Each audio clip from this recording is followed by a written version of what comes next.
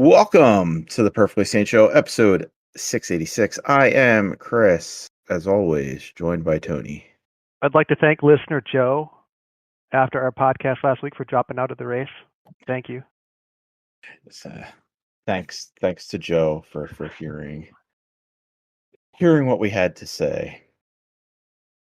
You guys want Jeff me to is do here any as more? well. You want me to do any more predictions? You did predict that last week, and then 3 days later it happened. So if you have anything else that you can predict that's good, I had the don't need timeline to- even. What was that? I had the timeline even. I said you could hear me at the very beginning of the podcast. I very quickly say by Monday he's gone. Yeah, and he was. Yeah. He was. Right. I mean, it wasn't like I was like some sort of genius. It was. Yeah, at that point, everything was coming down the mountain. Like it was. But at the same time, You had the timeline right. Yeah, I got timeline, and there are people that could not see it coming for whatever reason. Yeah. So I don't know. I'll pat myself on the back. I do think that the timing was intentional. Like they waited until after the RNC and after Trump had picked his VP, because I think he might have made they might have said different things at the RNC, and he definitely would have picked a different VP. I don't think it was planned timing. I don't. I think Joe Biden had to be pushed to the brink or something. Like he just came to the realization while he was, away that he had to do what he had to do. But it's almost like there's some sort of weird divine intervention thing going. Because if think about it, if that debate was it was very unusual to have it that early. Yes. So typically it would have been after he was already the nominee. So it's like I think I said this last week. It was a very strange gift. Biden, best president ever. There are people out there saying this was all planned. There's no way. There's no way. I think it's absurd, but I've seen people that have they just want something to be a conspiracy and Yeah.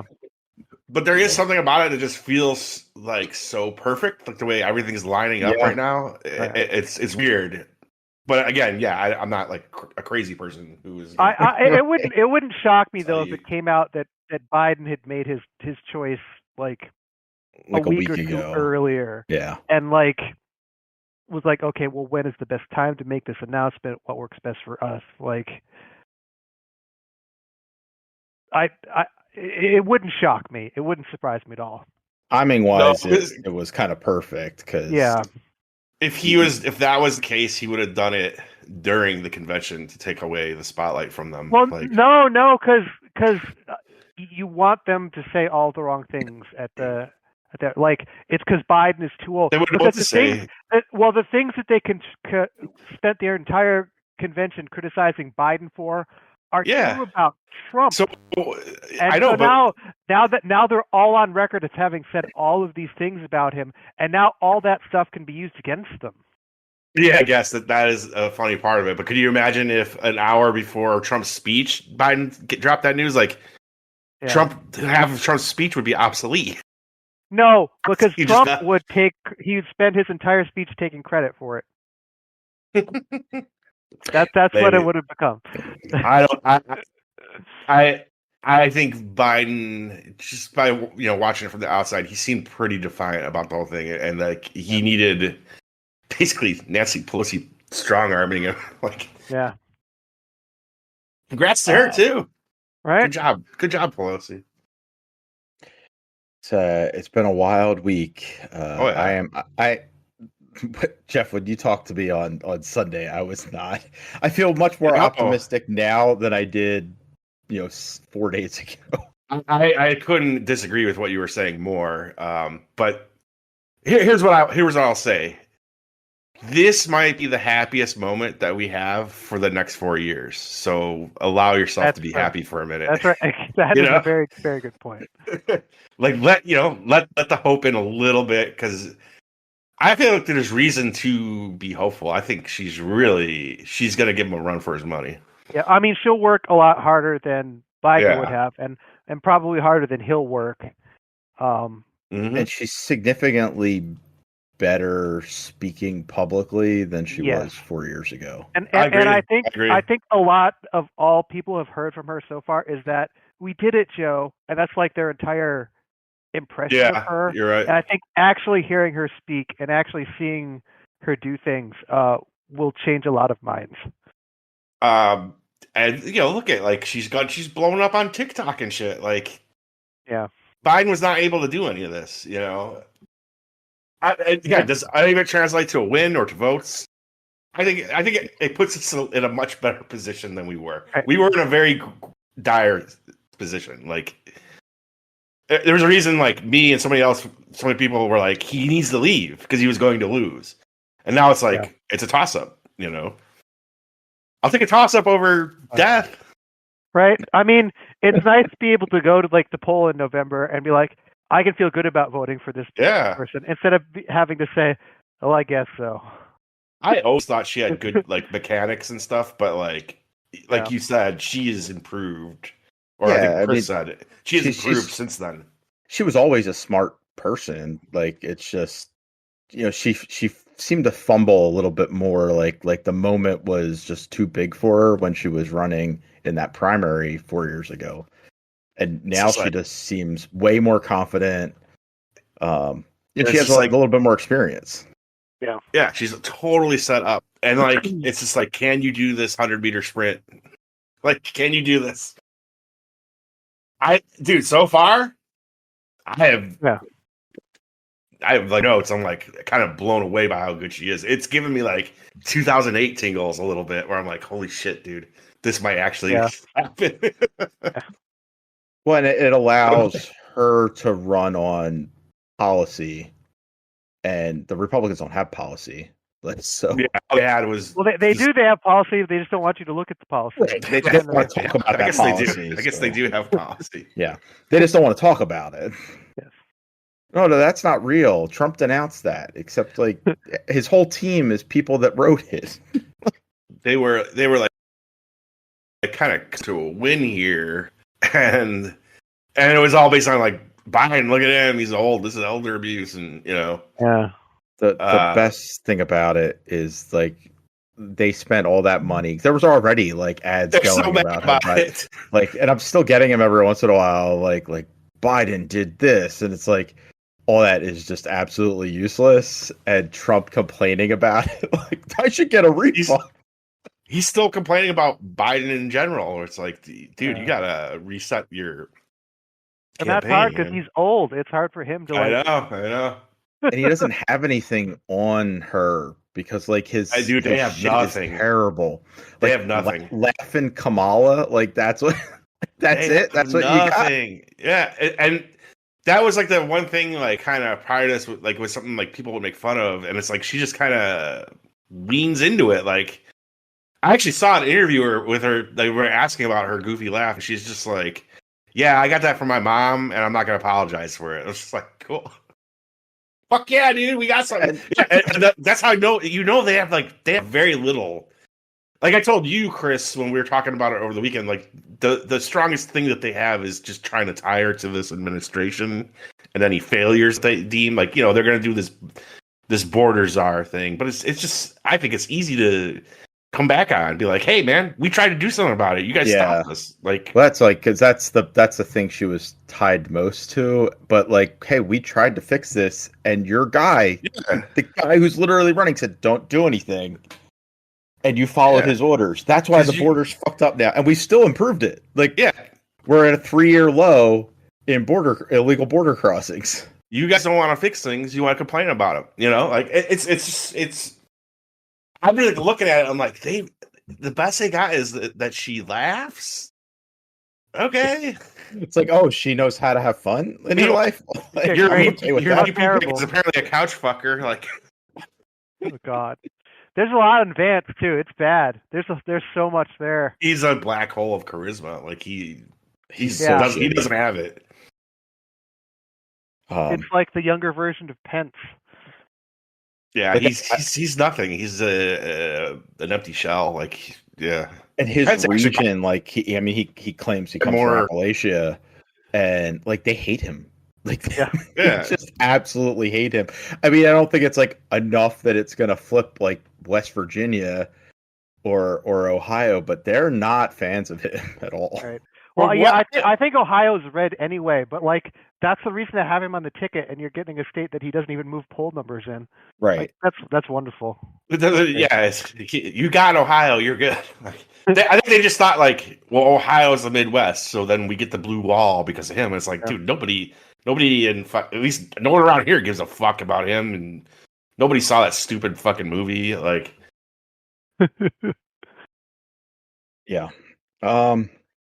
So yeah, it's been a week. I'm happy that you're feeling better about it, Chris, because I was like, man, Chris is taking a fucking win as a loss. I'm like, I don't know. I was just like, really, like, I don't know how this plays out, and like now I'm saying like, okay, like there's a path. Well, he made the announcement, but then like immediately like passed the torch to her, solidified her. I really thought like we're fucked. We're gonna be infighting for the next 3 weeks. Mm-mm. And instead it was like, nope, she's the nominee, which is the only one I really felt comfortable with. Is I voted for Biden and Harris. Like that's another talking point. That was like your first thing. Oh, they're gonna say like they're subverting democracy. I'm like, dude, she was on the ballot. It's just her fucking that's how many tickets stepping down. Like and to me, I've just had a vision on this the whole way.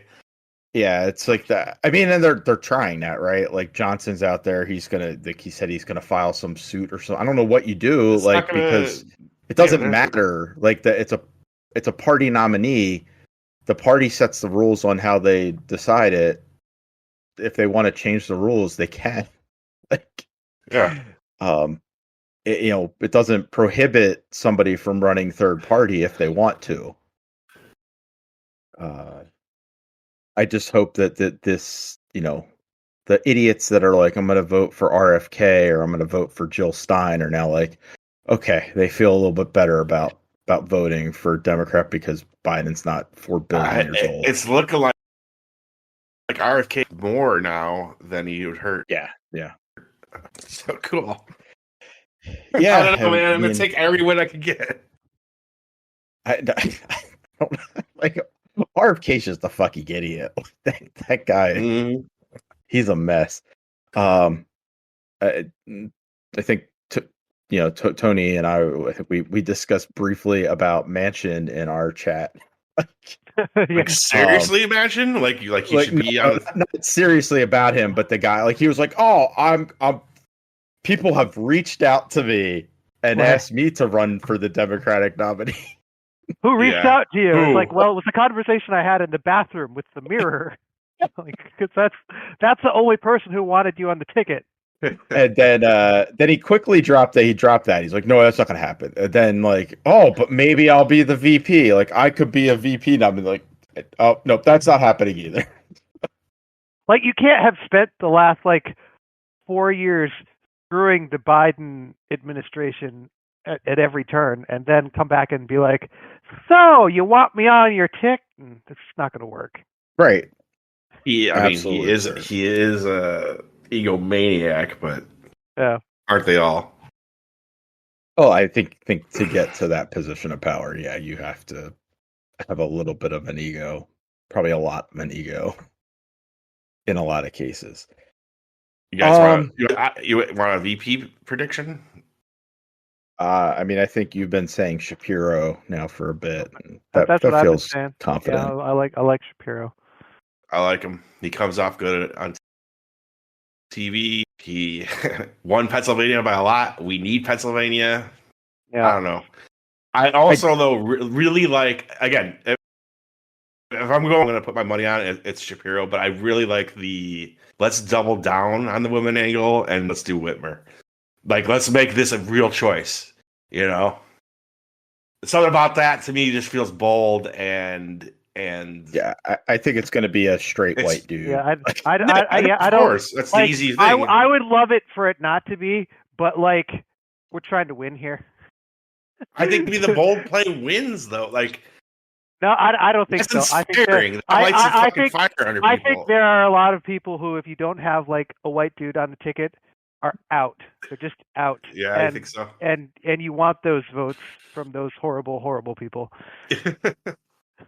I just think there'd be something so bold and kind of inspired about it, and then you can really attack them on the women's rights, the abortion stuff. I guarantee you, if they ran Harris Whitmer, that you lose PA, absolutely lose PA. You think so?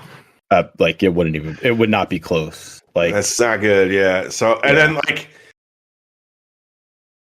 Yeah, my other rationale for Whitmer is when I looked at the polling prior to Biden dropping out, is she kind of performed best against Trump. I'm like, hey, she doesn't hurt, but right. It does feel like the obvious play is Shapiro. I don't know, like, and he's solid from what I can tell. Like he throws PA into play. Yeah, which you want very much. I mean, I still think it's a little bit of a toss-up. Like, there's a reason that we call the middle of the state Pennsylvania. But I think if you can pull enough people from Pittsburgh and the surrounding areas and Philly and our suburbs here, that's what carries the state generally. So I don't know if you get that, though, if you do 2 women on the ballot. Well, the funny thing about Illinois is once you get outside of Chicago, it's pretty Republican, but it's just Chicago has so much of a population. And you have so many people in Chicago. Yeah, kind of, you're a 10-point winner every time if you're a Democrat. Yeah. I do like, I know you were talking about how, Shapiro won PA really big, but also... Yeah, you did put a finer point on that. Yeah. Yeah. Mastriano, who he ran against 2 years ago, he is absolutely terrible. Like, yeah, I mean, but so is Trump. You know what I mean? Like, I don't know. Like, he was so bad. There were Trump people that voted for Shapiro. Like, this guy is so bad. Like somehow a bigger dick than Trump. That they did not like him. So he actually pulled some Republican votes that he's not going to get as the VP pick, but still, I think 12 points is so 50-50. Hey, man. Hopefully it's enough. I hope so. I really do think that is Shapiro, but is that what everyone thinks then? So we can come back next week and I think so. Yeah.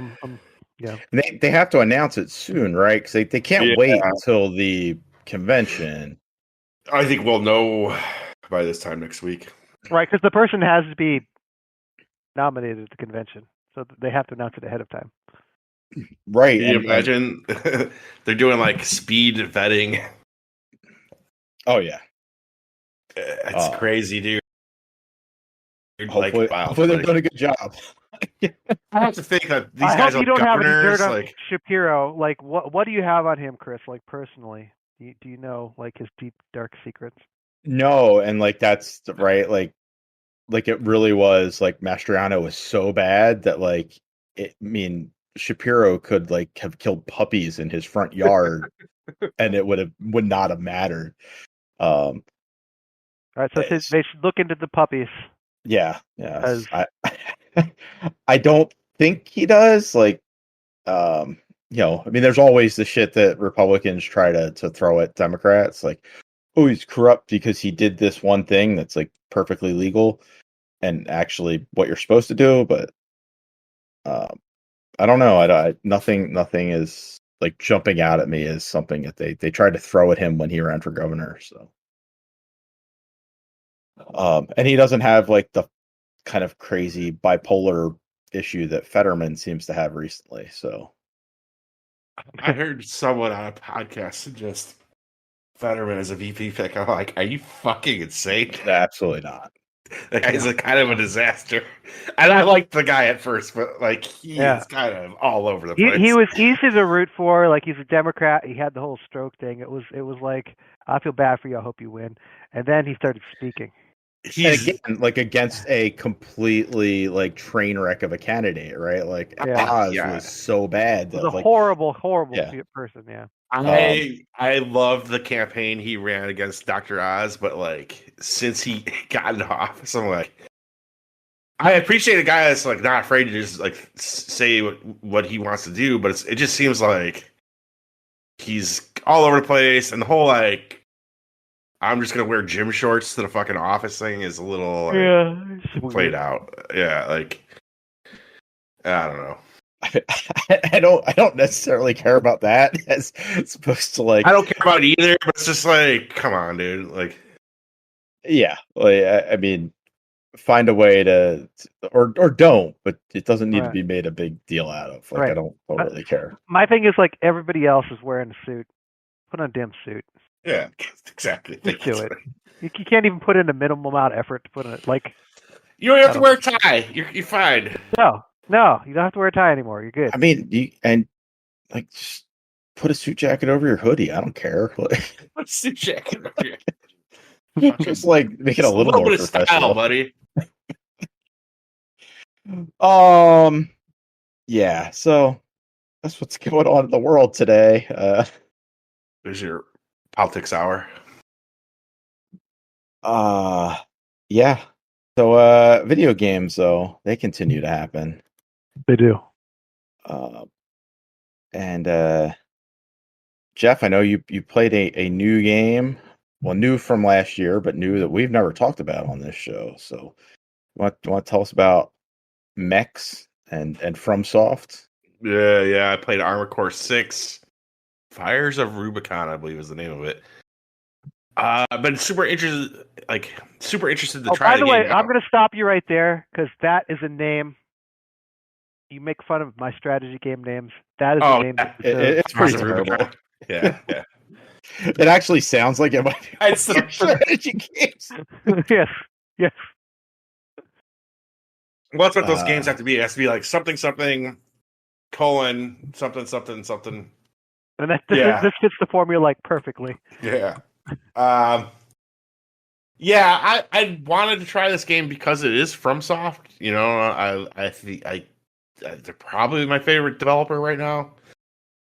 But I'd always been like, I don't know what the fuck Armored Core is. I've never played a mech game, and the way people talked about Armored Core 6 when it was coming out, like, made me go, okay, well, maybe I shouldn't play it, because it was like, they made it sound too, like, scary and complicated, like, you would never get this, like, and there's absolutely nothing to it. Like, I don't understand what the fuck the people were talking about with that, like, fans and certain people, but, like, there's it is, you put different robot parts on, and you go kill shit, like, it's pretty straightforward. There's not much else to it than that. Like, and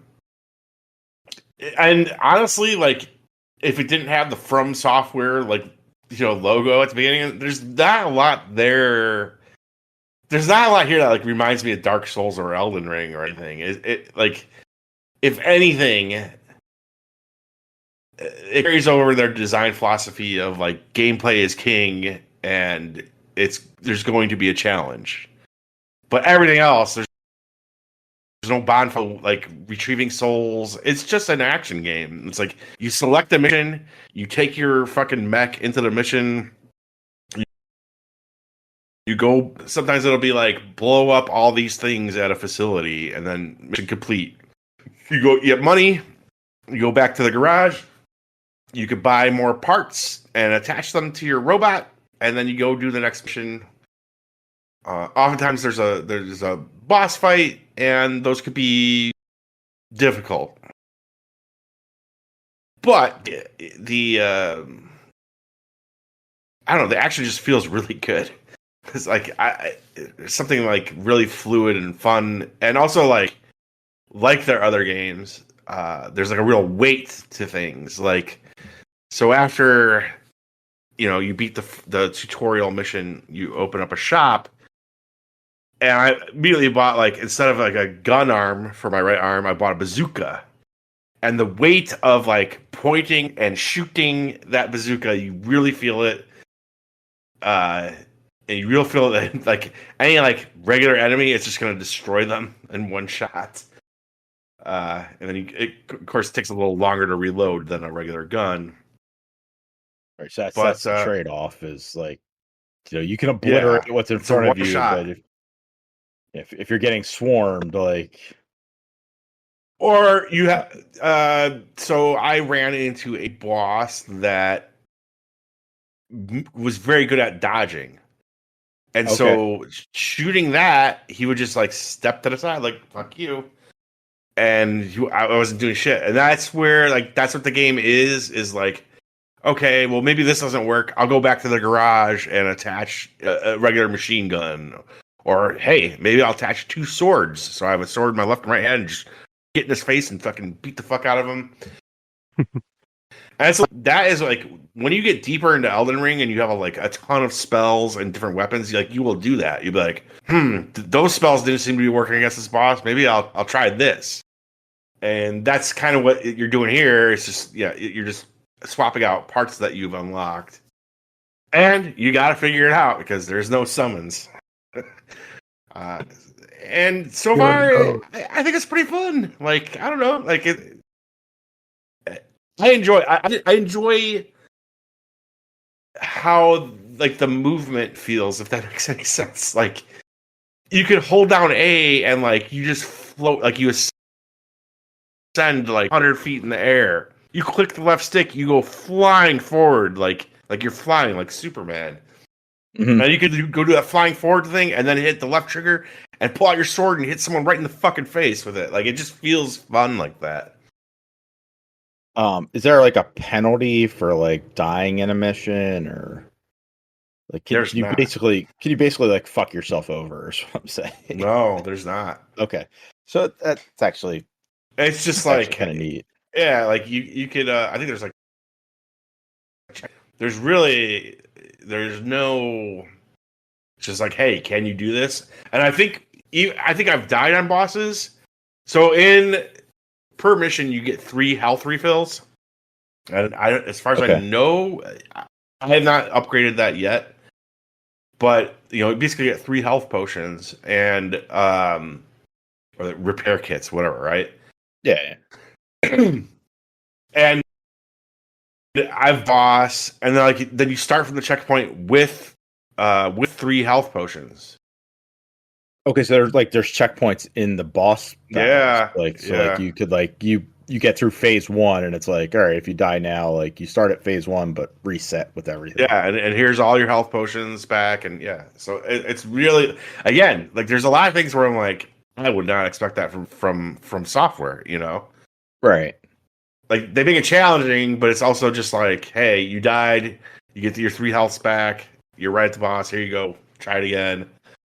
Although, if you're really struggling on a boss, and again, I'm very early in the game, so I don't have enough, I don't have a lot of things to swap out with yet. I haven't bought a ton of shit yet, but right. I imagine as you get the fun thing about it, be well, that didn't work. Well, maybe I'll put shoulder missiles on one shoulder, and then maybe on the other shoulder I'll put a shield thing, and then maybe it would be better if I had 2 bazookas, both my arms were bazookas, and I could just really do major or whatever. You know what I mean? You could think about what is required, what the fight feels like, and then build yourself out for that.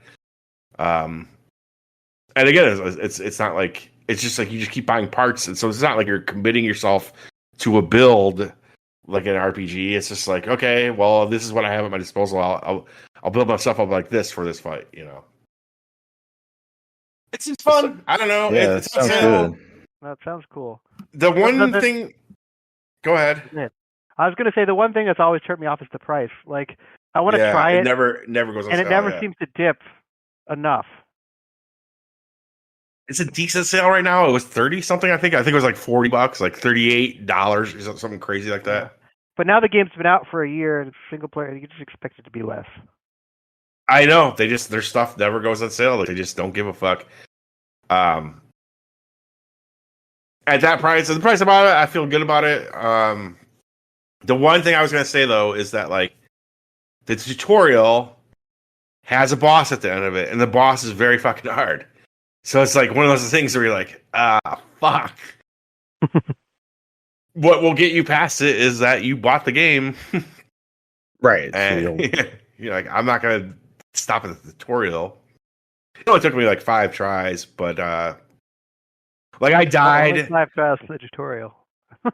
Yeah, exactly. So, like from there, like is it like okay, like I understand like the tutorial boss is a bitch, but then it like gets a little bit like it tones down a little bit and then ramps up. I have not run into anything since that I've not been able to do. That's wild. Yeah. Okay, that's fine. Like, you know, I mean that's a very From Software thing though. It's to like let you know, hey. But it's cool like. So I fought the tutorial boss is like this chopper that comes flying in, right?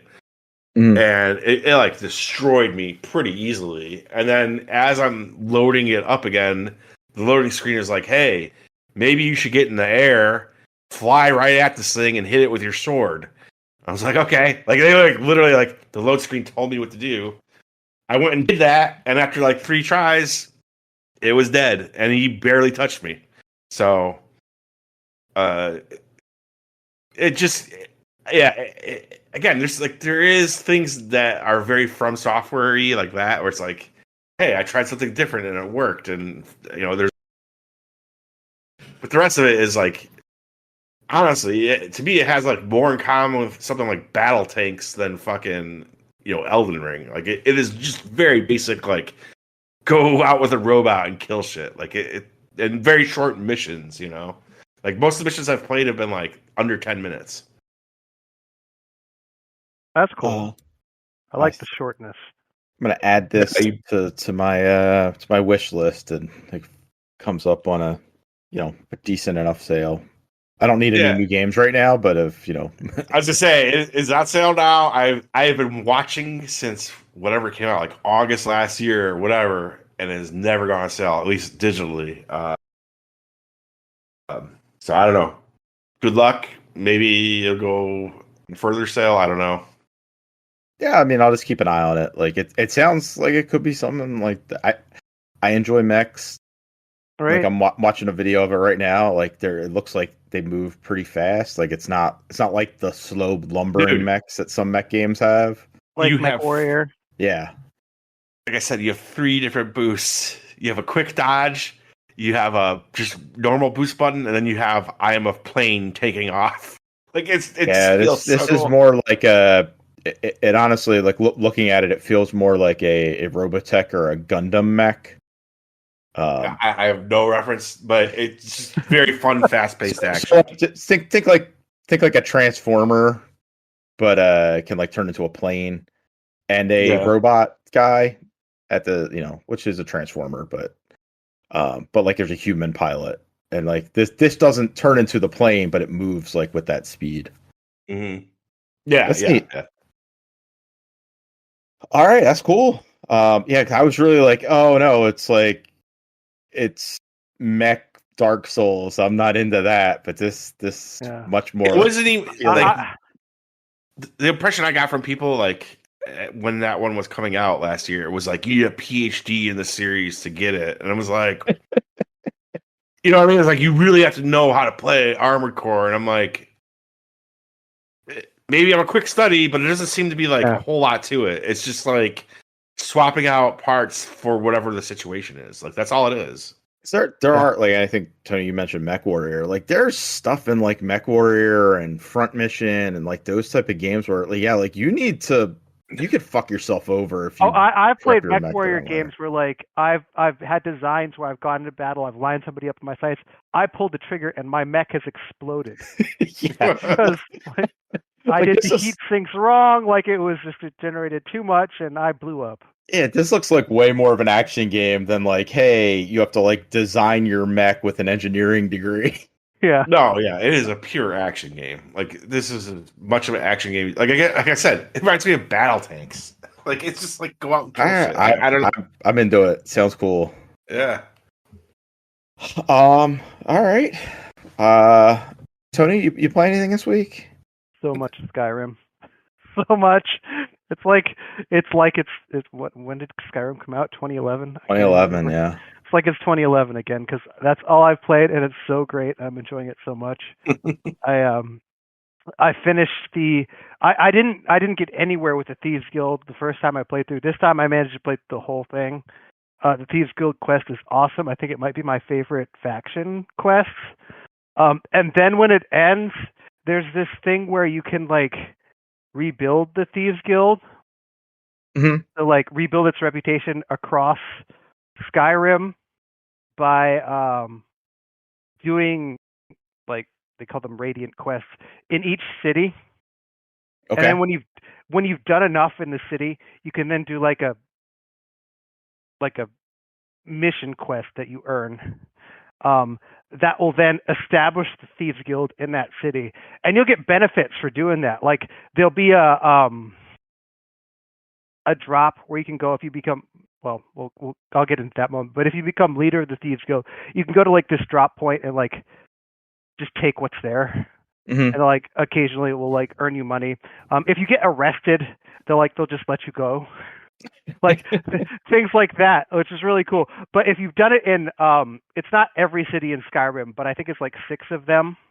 At that point they're like, you're pretty awesome, and they make you head of the Thieves Guild, which gives you access to all this. It's just super cool to kind of like put your name on the map. Yeah. In a way that I don't know that the other factions do. Where it's clear that you're like the person in charge, which is fun. And like, I don't know. There's just so much to do in this game. I've been, because it's the Xbox Ultimate sale right now, mm-hmm. and I keep staring at like the Skyrim anniversary upgrade. And then I look at my quest list. I have like 20 quests I'm in the middle of that I haven't finished. Like, do I need more content? I don't think that I do. I just started the College of Winterhold quests. My build is not a mage build. It's my guy is like, he wears heavy armor, carries a two-handed a two-handed weapon of some sort. Warhammer, actually. And I have all the perks for it. Like, I am not out there casting spells. I am good at enchanting. That's like one of those things. Like, okay, I'm gonna wear heavy armor. I'm gonna have this big thing. I want to enchant it. I want to enchant my armor. I want to build the best armor myself. But it's funny because when you like get to the Mage Guild, they're like, okay, do a spell. And one of the other options is like do a Dragonborn shout. So like, I just like breathe fire on the person who's talking to me at the entrance, and they're like, "Oh my god, I guess we have to let you in." That's kind of cool. Yeah. And then they start you on the quest line, and you really don't need to have to do spells at all to get through the mage stuff, which is funny, quite ironic. I have been trying, like for the first time in like 60 hours, to actually do spells, but the only one I do is a healing spell. Because anything else I do would be just like the enemies at this point are leveled to a certain point, where like if I'm doing like basic level destruction magic, it's not going to hurt them at all. Right. So I'm stuck at this point. I have to use my Elven Warhammer of Fire to take them out, because if I like cast like flames, it's going to take me like half an hour to kill one enemy. I can't do that anymore. But like having like healing magic is always useful.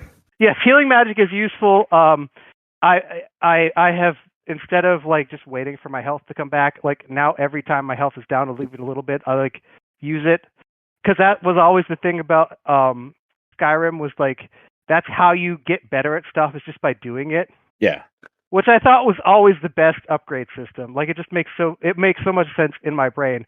How do you get better at smithing? Well, you smith. Like I've always liked that. Yeah. And I can't believe like other games where you're like killing enemies so that you can upgrade your alchemy. It just doesn't make any sense. Whereas in Skyrim, you have to unlock that ability by doing it. It's really cool. So, I plan on playing a ton more Skyrim. I really, really am liking it again. Although I will say, Fallout London is calling to me. Yeah, like I should play that.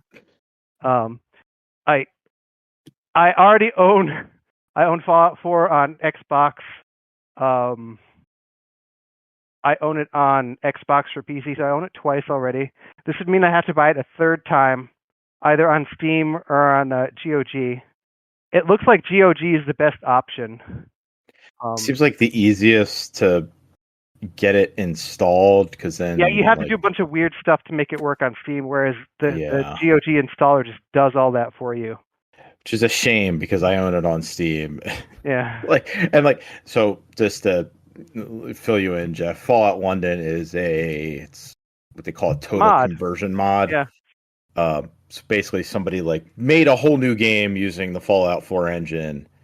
Yeah, I saw about it earlier today. Yeah, it's pretty cool, but yeah, to get it to work, when they updated Fallout 4 to the next gen version recently, and that fucked them over. So I guess their solution was they came up with an installer that rolls back the Is Bethesda cool with this? Yeah, people have been doing full conversion mods but again, it's free, right? You don't have to pay for London. You have to pay for Fallout, but you don't have to they're giving this away. Does this? Sorry, my voice. I can see my voice is No, you're fine. Is it make the setting just different? And you're doing the same shit? No. It's everything. So it's like a new game. Yeah, it's a brand new game. They've modeled, Fallout London. So they modeled, London over Fallout 4. They're just using the engine basically, and they've new storylines, new voice acting. The shit it's pretty wild. New enemies, they've done everything. It's super. It's taken them 5 years. Yeah. It seems worth a try, and the fact that you can get Fallout 4 on GOG right now for $17 makes it kind of a steal. Or at least $17 is for me. That's okay. I could try something for $17. I don't really. That's care. One drink at a bar. Yes, it is. Yeah, I really don't want to buy it on GOG, but yeah, well, that's I don't have the GOG GOG Galaxy. GOG Galaxy. I don't have that installed on my laptop. I do have a GOG account. And I've played games on GOG before, but it's been a long time. I don't like having store after store after store. I have Xbox, I have Steam, I have Epic Games. Do I want a fourth one on there? I don't know. But maybe Fallout's worth it. Yeah. I mean, yeah. And the thing, I don't like GOG Galaxy as a app, as a launcher. Yeah. But it does give you the ability to have it just does that shit. It'll install the best version for you. It'll install against your operating system. It knows what it needs to do. It'll configure it all itself. It's just the app is so fucking buggy. Yeah. But yeah, so that's neat. Let's see. All right, so Jeff, last week you talked about Dungeons of Hinterberg. Yeah. I have played, I don't know, maybe a half hour of it now. I played the first 2 dungeons. The first one is you're thrown into it pretty much immediately, as you start. And then the second one is still kind of it's pretty short thereafter. There's a little bit of story that you get, but then you do that. But I played it. It's neat. It's a neat game. You have played much more of it now, though. Yeah, I'm pretty far into it. Yeah, I saw you had earned the achievement for having completed 10 of the dungeons. I think there's 25. Yeah. So like you're moving in. You're either close to halfway or you're over halfway done. I think I've done 13 dungeons now. Okay. So, what Yeah. do you think from there? Because I only have access to the first area, and just to to give you a clarification, Tony, is like you're thrown into this. There's like an area of Hinterberg that you can go to initially. They kind of lock it off, like in GTA, where it's like, oh, this isn't open yet. Like, the bridge is out. Basically, there's like an earthquake when the game starts, and they're like, oh, there's damage to these areas. You can't reach there yet.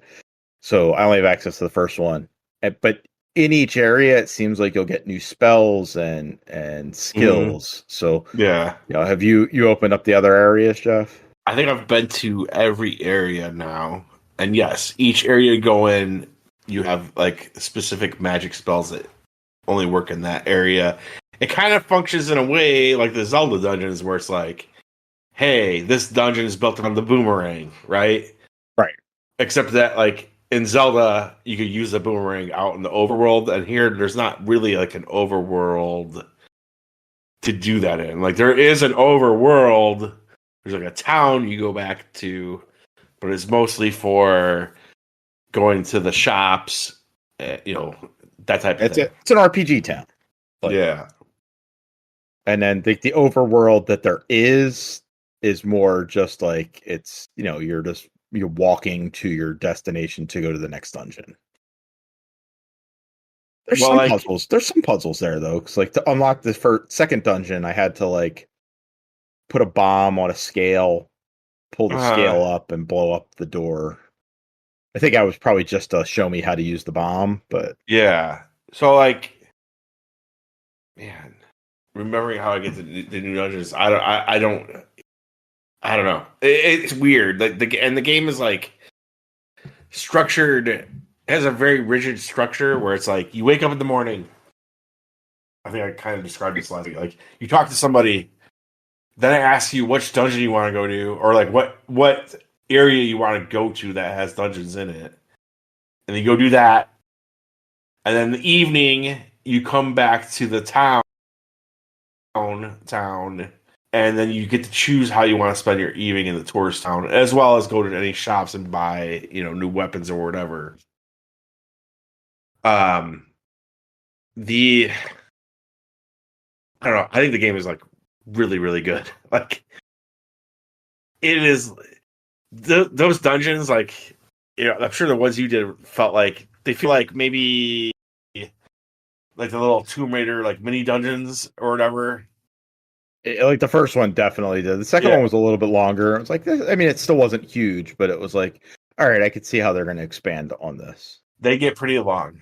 They get to where like you can spend like a half hour easy in them, which is pretty impressive for there being 25 dungeons, right?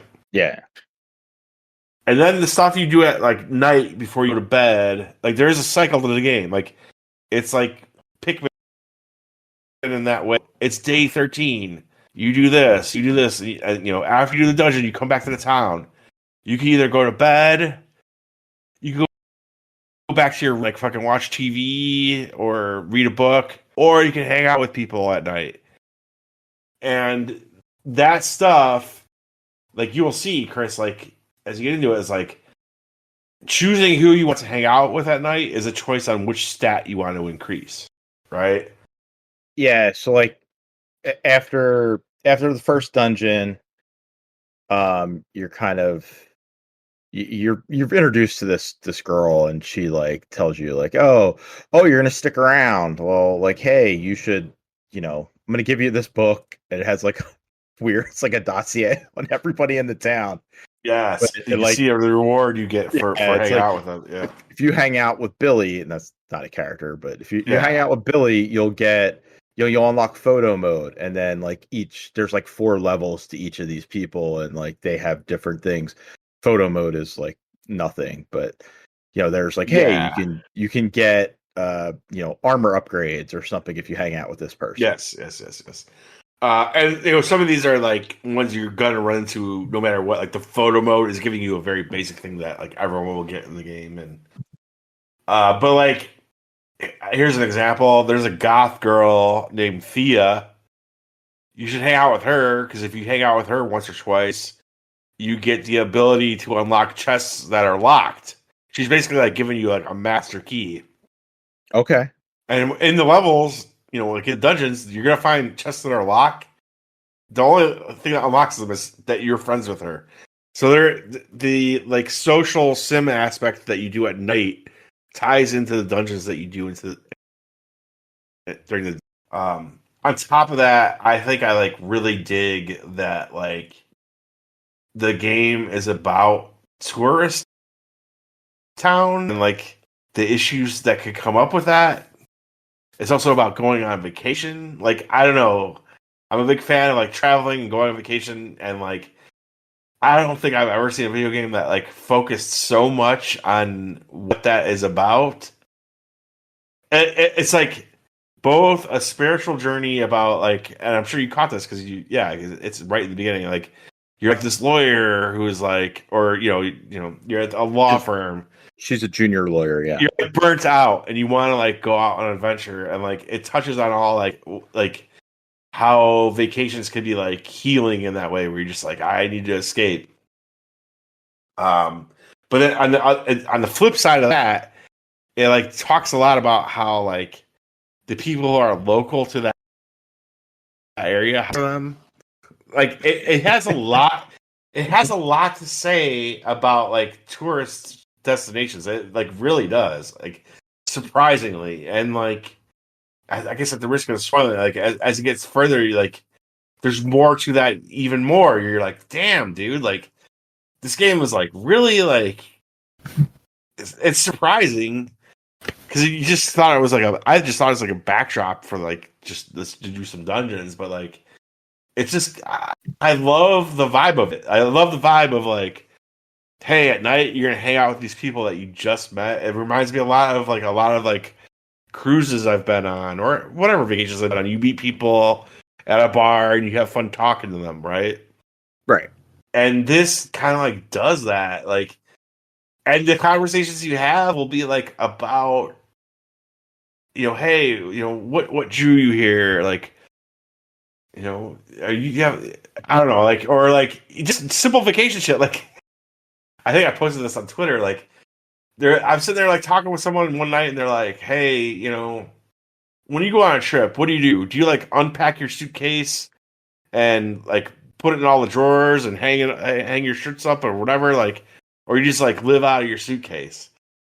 And there's like no real point to this conversation other than like that's a conversation I've had before, or it's something I've thought about before, like when I'm traveling. Yeah. As I've gotten older, I've gotten very into like I unload the whole suitcase and everything has to go in the drawers. Like I'm living there. When I was younger, I used to just like live out of the suitcase for like 3 days, whatever.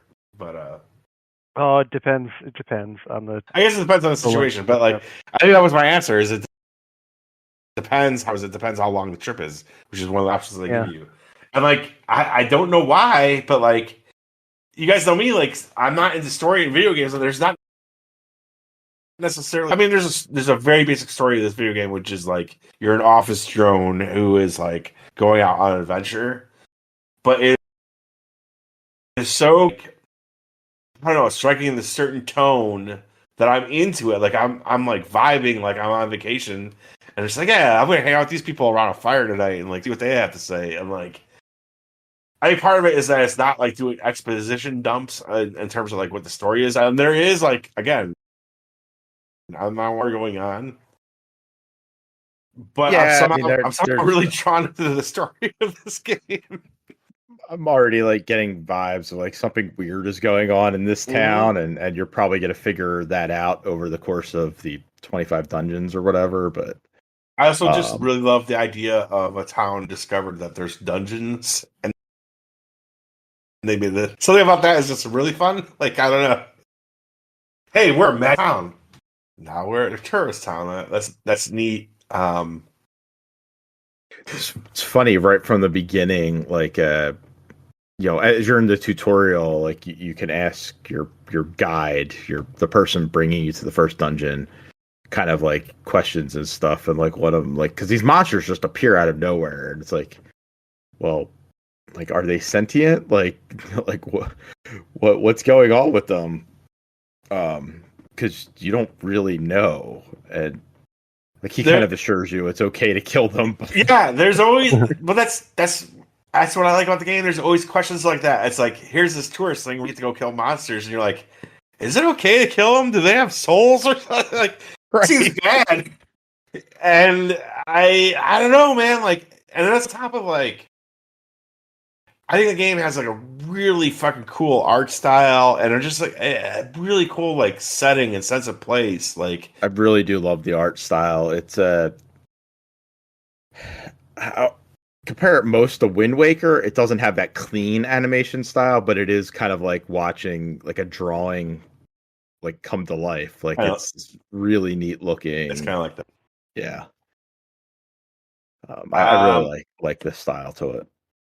Well, I'm happy you're enjoying it so far. I mean, I guess you're not very far into it, but like, I'm trying to remember like where I was at after like doing a few dungeons, and I was like, I'm liking this so far. I'm liking everything they're serving me. You know what I mean? Yeah. And, I mean, it's really neat, and it's like you kind of just want to go back out and like explore the next dungeon. And it's like I already know that like I missed something in the first one, so it's like that's the one concern I have. Maybe you can alleviate my fear on it. It's like you're on vacation. Like, is there a time limit to this? Is it like I don't know yet, because there was a part. There was a part where my character said, I'm going to do the full 25 days. And I'm like, is this like Pikmin where I have 25 days to do it? Because if so, I'm not going to make it. Because there's been a few days I didn't do a dungeon. I don't think it is, because they kind of encourage you. When you go into like the levels where you're heading towards the dungeons, right? There are scenic, they're called scenic spots. Yeah. And you can spend your day there instead of doing a dungeon, and then it takes you back to the town. And that burns a day, right? Like, that's it burns a day. It burns a day, but it ups your relaxation stat, which you may need for whatever, like. So I have to believe there's not a limit on it. There should not be. The game should not. I'm a huge fan of games where it's like you have 25 days to do this, but like it doesn't make sense here because like. Right. You have to spend a day here and there doing certain things to up certain stats, in my opinion. Well, I guess I will know by next week, but okay. I kind of doubt that it's a 25-day limit. I don't know. Yeah, because I was just like, oh no, like because there's I think you probably found multiples, but like you found probably the first one in the first dungeon. There's like these coins that are in each dungeon. Yeah. And I missed the one in the second dungeon, and it's like, oh no, there was like, I think I know what I got to do. I got to go back and get back in the minecart and go backwards. Oh yeah, from the first second one. Dungeon. The second dungeon was the minecart one too. Yeah. Okay, so we're gonna talk about that. It's awesome. It is awesome. Like, that's the other thing too. With it, like really neat puzzles. This game does a lot of my fetishes in video games. One of my fetishes is minecarts, and it does it. Like, it fucking. That's a pretty big dungeon, I thought. Wait, did you just say you have a minecart fetish? It's a minecart fetish. Yes. You're like, I want to have sex in a minecart. Like, is that no, not sex. It's just figure speech. Just really like minecarts. You just see the minecart go by, and you look over at your wife, and you're like, hey, let's go to the bedroom.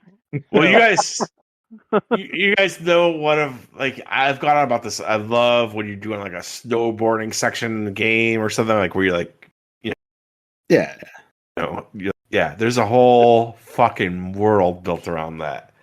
It is fucking awesome. It's all snowboarding, and I'm just like, man, Jeff, special. Thank you. Like, Like the world is built around that, like the whole level is built around that, as well as the dungeons. I'm just like, this is fucking great.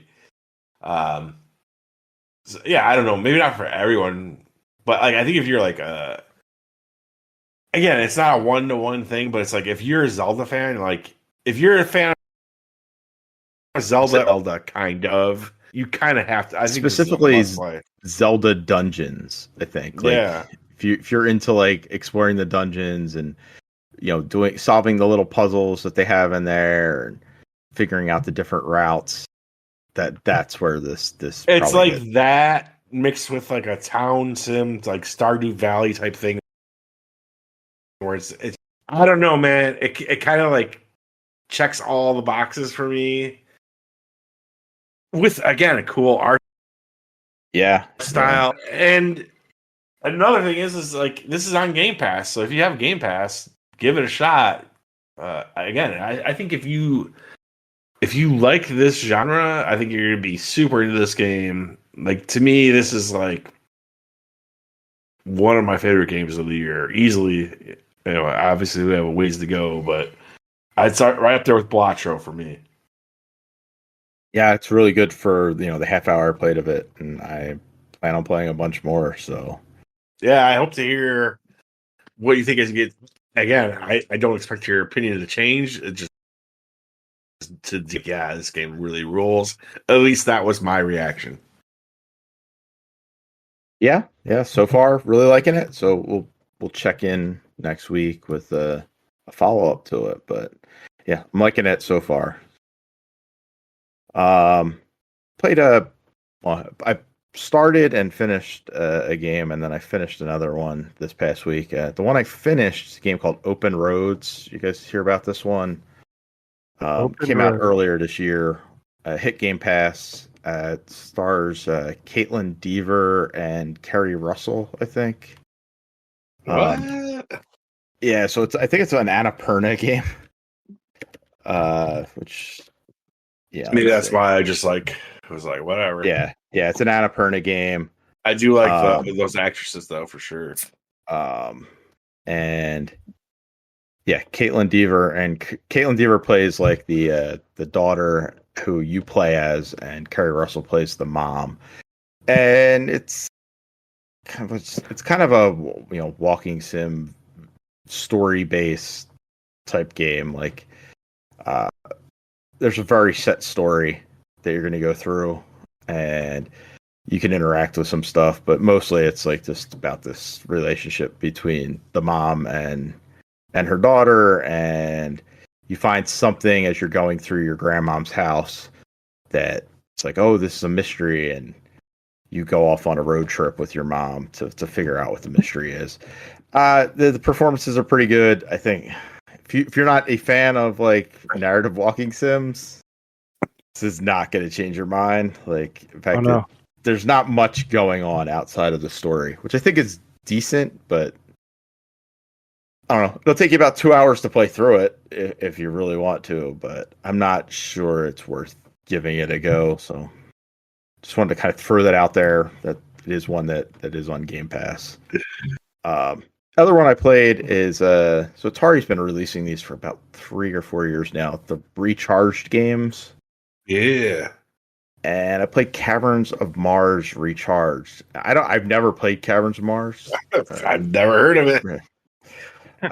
But like I have liked almost all of these Atari Recharged games, and Caverns of Mars is neat. Like it's a shooter. Like you play a little spaceship, and instead of like a shmup, like one of the vertical ones that you play where you would fly up, you're flying down, and you're basically just falling. And you slow your descent by shooting your guns, and you can shoot either enemies, obstacles, or terrain. And so, like, depending upon what weapon you have, you can eat a chunk out of like the cavern in front of you and fly through it. But utilizing your guns utilizes fuel, and if you run out of fuel, then you just drop like you're just falling, and you could steer left and right, but if you're just falling, like you're gonna fall too fast because you're not gonna be able to slow your descent.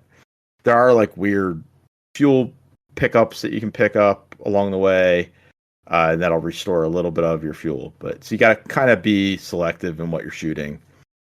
It's 9 levels long, I think. So you start off on like a cavern, then it's a volcano level. There's 3 caverns, 3 volcanoes, and then 3 city levels. I guess once you get to the middle of Mars, there's a city there. I don't know. But if you complete all 9, then like you like it takes over. You get a little cutscene where you fly to the bottom and blow it up. It's cool. Like it's an arcade game. Like it's not going to be any deeper than that. But like these other Recharged games, like there's the basic Recharged arcade game, which is, hey, try to get a high score, try to finish it if you can. And then there's like all these missions that are like, we'll do it with just this gun. Is it one life like the other Recharged? So, yeah, so it's one life, but you will have a health meter. And that's what's neat about this too. So if you complete a level, you'll get 3 upgrades you can choose from. And it's like a positive negative type thing. So it's like, all right, I can add more to my fuel gauge, which will give me more ammo, basically. Or I can add more health to me, but it'll take away from my fuel gauge. So like you can either take away from your health or add, one or the other. And so it's like always you're trying to play like, well, what do I need here? But yeah, you have 1 life, but there's a health bar. So it's not like you get hit once, you're dead. Mm-hmm. You could take a little bit of damage, like bumping into a wall, like will drop 1 health bar, but getting hit by an enemy will or a bomb, like there's these like mines. If you get hit by that, it takes off 2. I think you start out with 5, so like you can take a little bit of damage.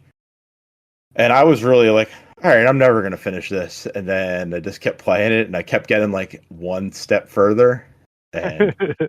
And so, like, yeah, you get into like that, with any arcade game, you're like, I'm going to do this. It's like an hour and a half later, I'm there, like, twiddling the sticks on it. Like, I'm going to do this. I'm going to do this. And finally I did. I was like, I was really cool. It's not going to like keep your, attention for very long, but these games are on sale almost all the time for like $5. Yeah. Do you have a favorite Recharged game? I do. Really like Centipede, but I think Black Widow. That's might my actually favorite. Be the one. Like it's really neat. Black Widow is my favorite, and it's a game I've never played before. What's surprising is like I really like, I really like Breakout, like as an arcade game. Oh yeah, like yeah. And I don't love this version of Breakout, so I just don't love it. Like again, I don't know how many of these games I've played, but I was fine with that. But I thought like Black Widow, it just felt like a modern take on retro arcade game. But obviously that's not what it is. It is a retro arcade game that they're redoing, and it was like, I don't know, I really dug that game.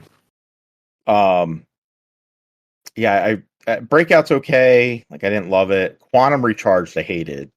That's one where you draw like little black holes and the enemies kind of get sucked into them. Yeah, I did not enjoy that. Didn't really like Berserk. Yars is pretty cool. Yars Recharged. They're doing a new Yars, aren't they? Yeah, and that is coming from Way Forward. I'm really interested in seeing what how do you do Yars? Like, yeah, a lot of these like Atari games were just like built upon limitations of the system. Yeah, and I think Yars is one of those. But I don't know, maybe there's something there. Yeah, yeah, we'll see. I don't think there's like outside of Quantum. I don't think there's a bad one here. Cameras Mars pretty neat. I think there's one more I haven't played yet. That's Gravatar. So that's another like kind of space ship shootery one. Yeah, I'll play that at some point. I don't think it's not on sale right now. Weird, I will. For fans of arcade games, like I will wholeheartedly recommend Black Widow if you see it on sale. If it's under $5, buy Black Widow. You're gonna have fun. Yeah, it's really neat. It's basically a twin stick shooter, like that you're working around a web. Yeah. So it's pretty cool. I think that's it for games. For us. Man. A lot of games. One piece of news here, SAG-AFTRA, the union for actors, they are going to go on strike against the video game companies. Good. Fuck them. So. Jeff's against, you're for it. For it. Yes. I think that the big thing, the big sticking point for them is that like these video game companies want to like basically pay you to do your work and then use AI to just like manipulate it and just repeat, not pay you going forward. So I think this is a good idea to strike. Hopefully something comes of it. Technically, I don't think these video game companies are, they're beholden to the actors. Like they can get anybody to be a voice actor. We've seen it before. Like they'll just have devs do voice work. It's shitty, but they'll do it. I hope they do something good here with this. Yeah. That's the only thing that I really saw that jumped out at me this week, though, news wise.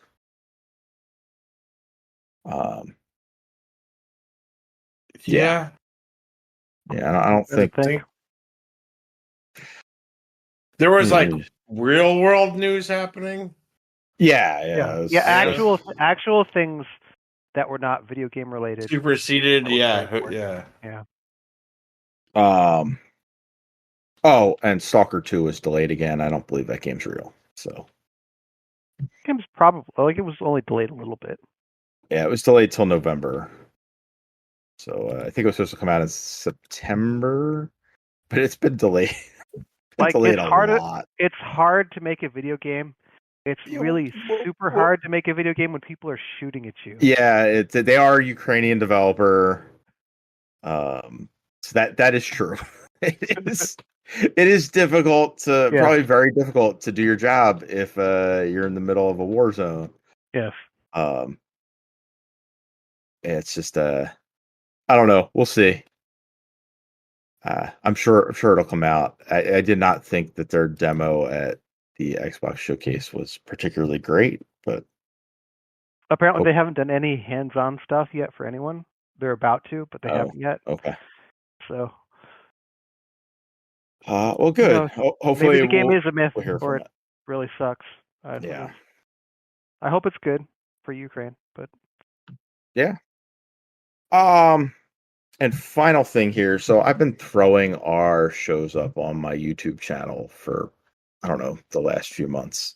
And it's the way they hit or don't is absolutely mind-boggling to me. Like, Jeff, I think our last episode of Recurring Nightmares got like 400 views on it. It's like I don't advertise them. I just put them up on our private on my own personal channel. Yeah. I didn't know. I didn't know that. Yeah, like I think I do say I didn't know that, and I'm on the show. Right. And all it is just like it's whatever image I choose for the week for the show. That's on the site. I just use that, and it's like just that's the image you're seeing with an hour or 2 hours. There's people that do that for sure. Yeah. It's like it's not anything big, but it's like I just like every once in a while, like our last Recurring Nightmares did really well. Our last episode of this show didn't do great, but then like I posted the latest VG Club, and that did okay on there. 2 weeks ago when we talked about the Game Pass price change, like that did well. So I don't know. Anyway, I thought like, hey, maybe we could archive the older shows. I'll just turn them into videos too. So starting the middle of this week on YouTube, and I guess I'll do it on Spotify too. So I'm just gonna like republish our old shows. All right. Oh God! Starting at episode 1. Yeah, so like a classic version. I don't think I could listen to it, but that's cool. So I think we've gotten better at this over time. I think if we go back and listen to like the first few episodes, you're like, what are those awkward pauses doing in there? Like, what happened? I didn't think we had an insane energy for like the first couple of years, though, where it was just like we were good for a while. Insane. I'd be interested to hear the Peter era. I think was low point for us. Yeah, it'll be interesting. Peter, we've had like some cast changes. Yeah. How the fuck are we all still there? But the three of us, I mean, we're here. But Fozzie, if you're listening, your first episode, which is oddly, I think we started recording. It's been 15 years now, but we started recording in August. That was when our first episodes went live. So roughly 15 years to the day. I'm gonna put up our old shows on YouTube and on Spotify. So if that comes across your feed in any way, I'm gonna label them as classic, so you're not confused. That's awesome though, and I would love to get Fozzie back on for an episode here or there. Let's find him. Let's find Fozzie. He sent me a tweet this week. He told me he ate my burrito. So, so he is out there, and I'm sure that sure we could reach out and get him on for a show at some point. Hell yeah. But yeah, that'll be going up this week. And maybe Jeff at some point I'll repost our old movie dude stuff just to archive them. Oh boy. Yeah, I think there's probably some really good episodes and probably some good and some bad. Yeah. That's how it goes. I may listen all the way through like our Game of the Year stuff, especially the first few years. Could you imagine like it's like talking to yourself from 10 years ago where you're like, this guy's a fucking idiot. Right? Why did he think that? You thought this was gonna be the best fucking movie from this year, and nobody fucking even talks about this anymore. Yeah. L.A. Noire is going to be talked about for years. Who the fuck said that? Exactly. Yeah, L.A. Noire. I kind of want to reach out to Sean and see if he has the 9 recordings of Teabag Radio. Yeah. If we can publish them again, but I'm telling you, I would love to have Sean as a guest on this show. What the fuck, Sean? Yeah, his schedule's a little bit better, so maybe we could finally talk him into doing it. So. Right. I'll hire him. 401k. Sean, when you're listening to this episode, Jeff will pay you for your appearance. That's what he just said. Yeah, he's going to offer you a 401k. Yeah. I didn't know we had that. I got it for Sean. Okay. We don't have it. No, not you guys. We're going to make sure Sean's retirement is covered, though. We care about that. Ourselves? Nah, whatever. But yeah, so it'll be interesting for people, I think, listening through it again. But God, hopefully some stuff hits. Can we have all this stuff? Amazing. Yeah, I'm so scared of like the racist, misogynistic things I said in like 2010. They're gonna be like our voices are gonna be all high. Hey.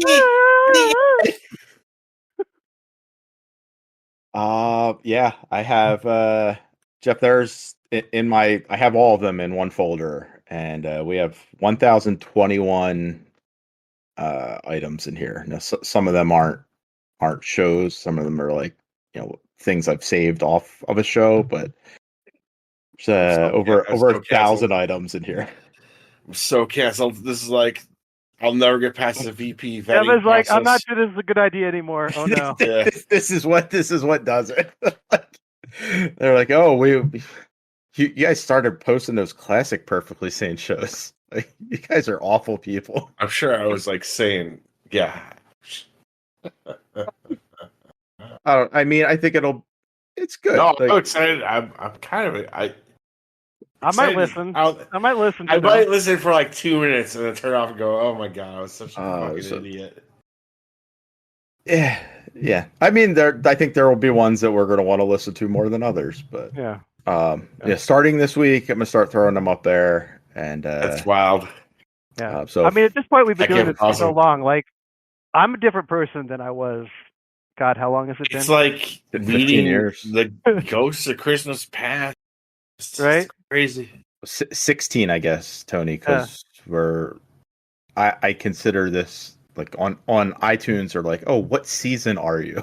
It's like I have us down as 15. I specifically remember an early episode where you, Chris, talked about like going in like it was like a turkey trot or something and carrying your son the whole time. And like now he's in the fucking Navy. Yeah. Shit.